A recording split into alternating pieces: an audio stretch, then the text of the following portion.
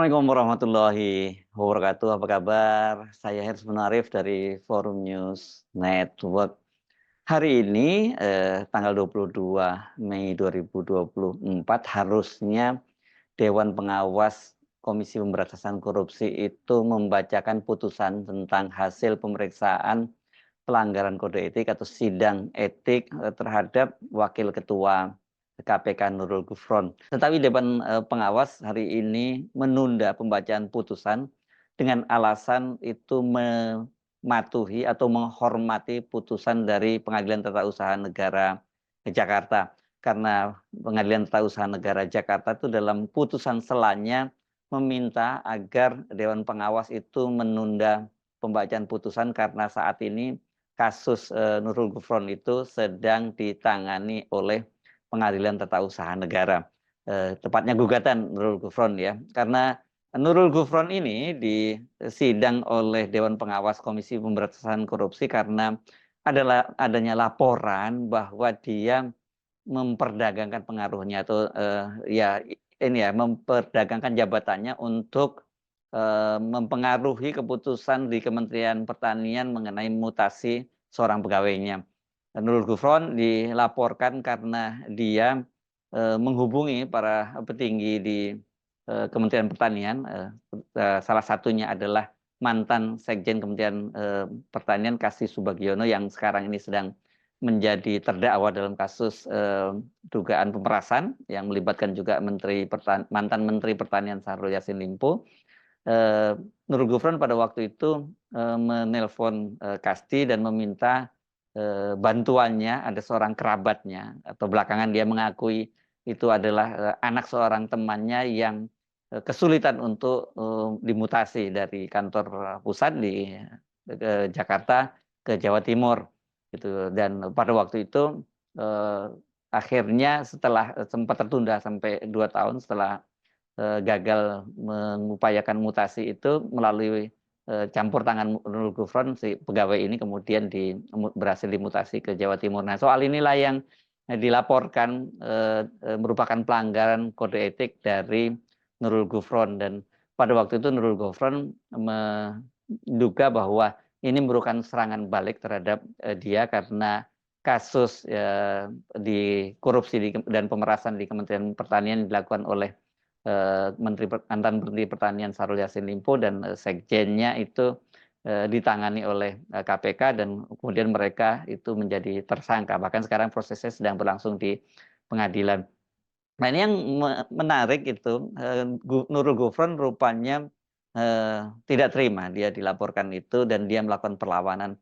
Alasan dari Nurul Gufron karena kasus itu sudah kedaluarsa kata dia. Itu terjadi pada bulan Maret tahun 2022 dan kasusnya itu baru dilaporkan pada bulan Desember tahun 2023. Jadi kata dia berdasarkan peraturan Dewas itu disebutkan bahwa kasus-kasus semacam itu jika sudah 1 tahun terjadinya maka itu daluarsa, karena itu tidak bisa lagi dipersoalkan atau kemudian disidang di Dewan Pengawas.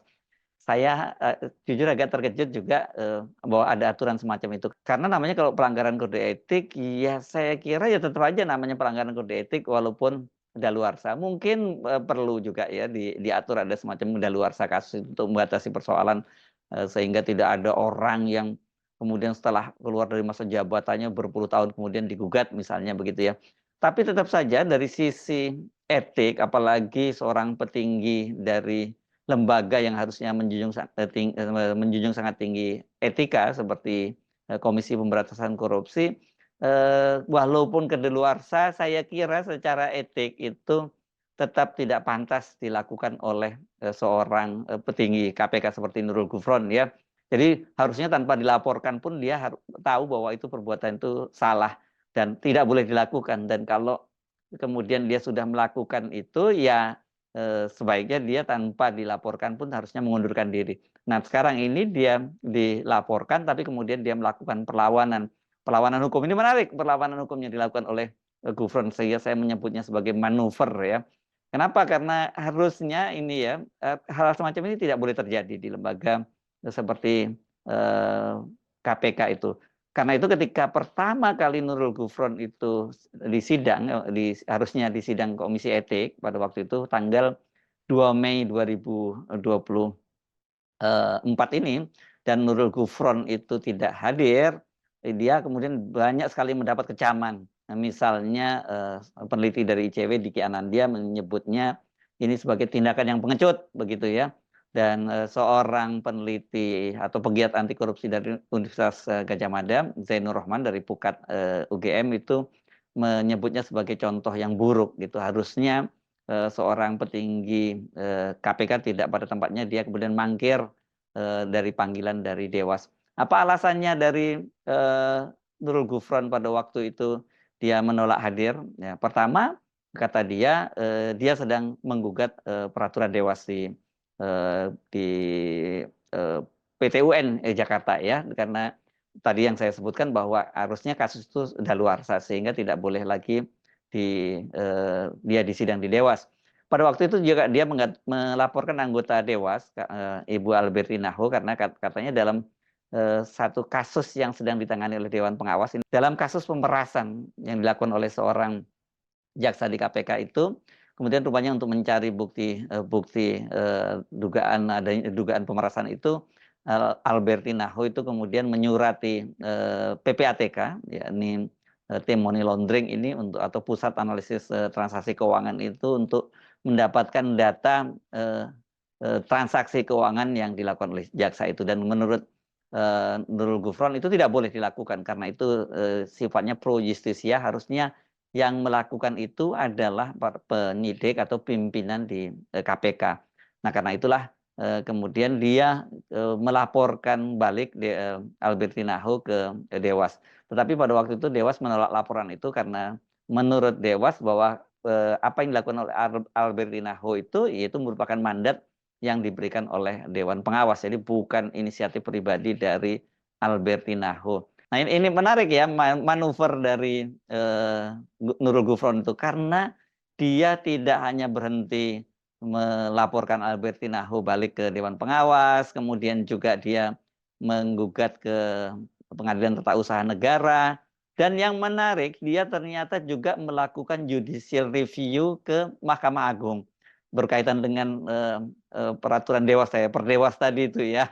Nah, ini yang kemudian menjadi alasan dia kenapa dia berkali-kali tidak mau hadir ketika dipanggil oleh Dewas, karena menurut catatan Albertina Ho setidaknya sudah 3 kali ya Nurul Gufron itu mangkir. Tapi kemudian akhirnya dia itu datang juga ya menghadiri pemeriksaan Dewas, dan kemudian pada tanggal 16 kemarin juga dia menghadiri pemeriksaan Dewas, tapi pada tanggal 17 Mei beberapa hari yang lalu dia kembali mangkir, dia tidak hadir. Dan karena itu kemudian Dewas memutuskan mereka akan tetap mengambil keputusan atau membacakan putusan berkaitan dengan pelanggaran etik yang dilakukan Nurul Gufron itu pada hari ini tanggal 22 Mei 2024. Dan sebelumnya kan pada awal-awal ketika Nurul Gufron dipanggil dan tidak hadir, pada waktu itu Dewan Pengawas memutuskan kalau kemudian dipanggil lagi Nurul Gufron itu tidak hadir, maka Dewan Pengawas akan memutuskan sanksi etiknya tanpa kehadiran dari Nurul Gufron. Ini mungkin kalau dalam sidang sering disebut sebagai pengadilan in absentia gitu ya. Saya nggak tahu apakah ada istilah itu dalam sidang etik in absentia yang dilakukan oleh Dewan Pengawas. Nah, sekarang ini rupanya Nurul Gufron ini mulai berada di atas angin karena kemudian Pengadilan Tata Usaha Negara kan memutuskan agar meminta Dewan Pengawas untuk menunda sampai kemudian proses di Pengadilan Tata Usaha Negara itu putus final. Apa keputusannya? Apakah memang Perdewas itu berdasarkan PT UN itu bahwa memang harusnya sudah tidak boleh diproses lagi karena peristiwa yang terjadi pada bulan Maret tahun 2022, sementara dilaporkan pada bulan Desember tahun 2023. Jadi sudah lebih dari 1 tahun. Tapi pada waktu itu Dewan Pengawas menganggap bahwa kasus itu belum daluarsa, karena itu mereka tetap menyidangkan Nurul Gufron. Nah, rupanya, sekarang ini karena, merasa di atas angin, Nurul Gufron itu juga melakukan manuver lain.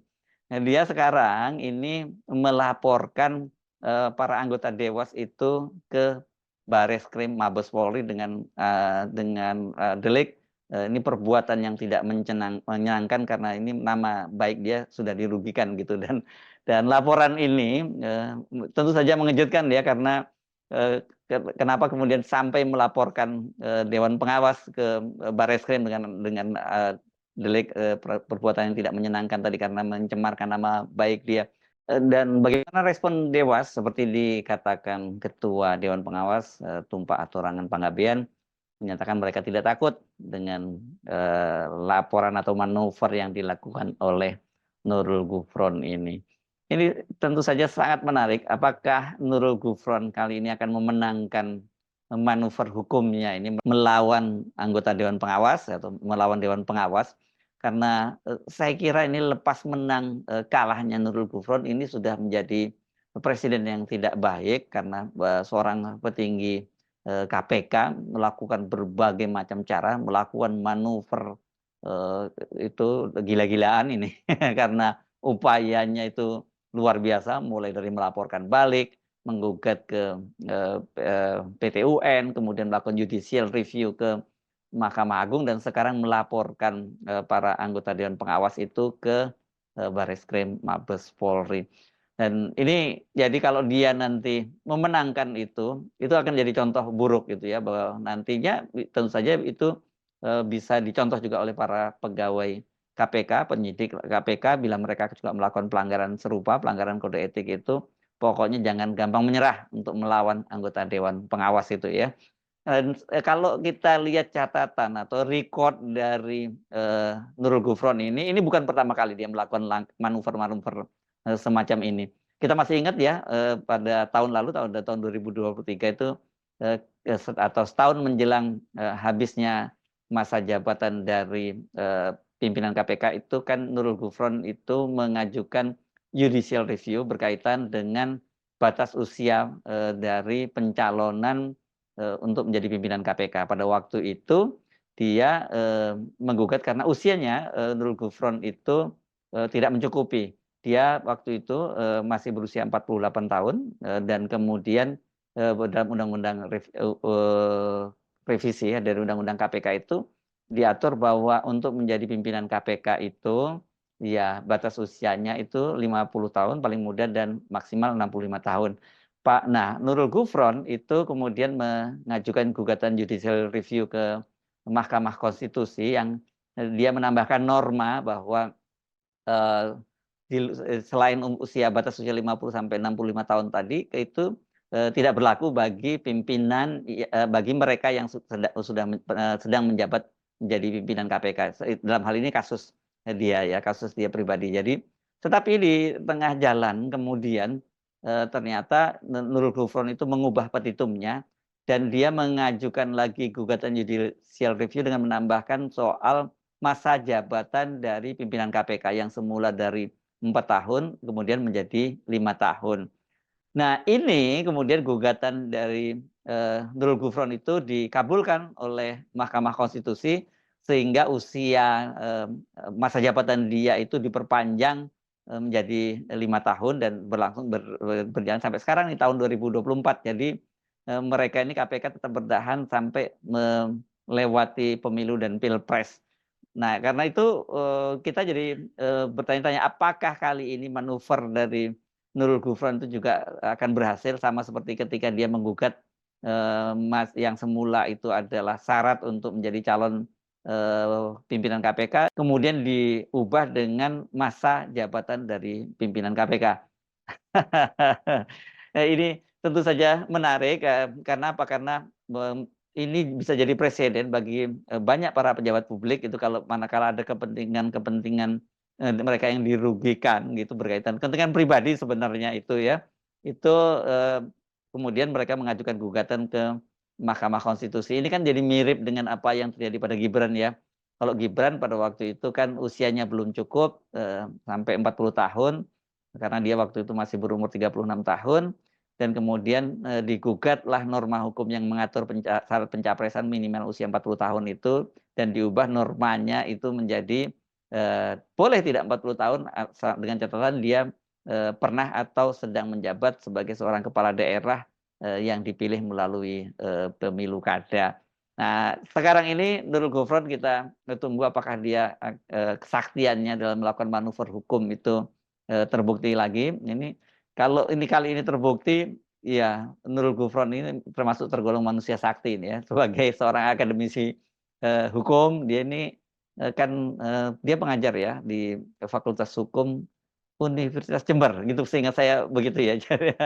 Tapi dia bisa membuktikan, berhasil melakukan manuver-manuver, baik di Mahkamah Konstitusi dan, sekarang ini di PT UN Jakarta dan juga Mahkamah Agung. Mari kita tunggu, bagaimana keputusan dari, PT UN, karena dari situ itu bisa jadi presiden hukum, yang bisa membatalkan dari keputusan, dewas yang sekarang ini, bisa menjadi ancaman buat, Nurul Gufron. Tapi bagi kita ya, bagi publik saya kira memang sudah sejak lama kita memahami baik, institusi hukum atau, bidang-bidang yudikatif, kemudian legislatif dan eksekutif itu memang sudah membusuk secara sempurna.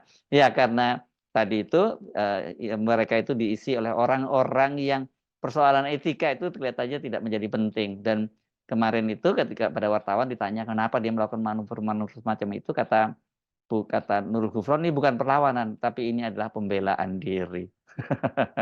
Saya Sumun Arif dari Forum News Network, sampai jumpa lagi. Assalamualaikum warahmatullahi wabarakatuh.